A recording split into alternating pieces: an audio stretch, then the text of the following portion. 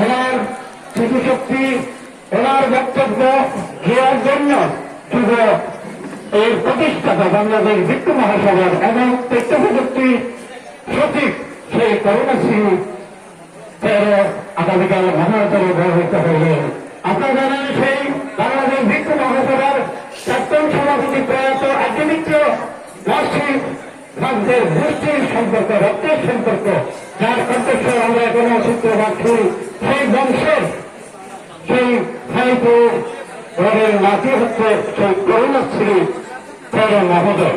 আগামীকাল উনি মহাতর উনি ধর্মেন, সেদিন আমি ওনাকে ফেরত আমি সম্বোধন করছি। আমি আর কথা বলবো না, আমরা সে গর্বিত এই বাংলাদেশ ব্যক্তিগত মন্দির থেকে উনি আজকে ধর্ম এবং সমাজের জন্য যা কিছু করতে যাচ্ছেন সেটা আমাদের কাদালপুরবাসীর জন্য বিষয়। ওনার মতামতে ধন্য, আমরা ধন্য।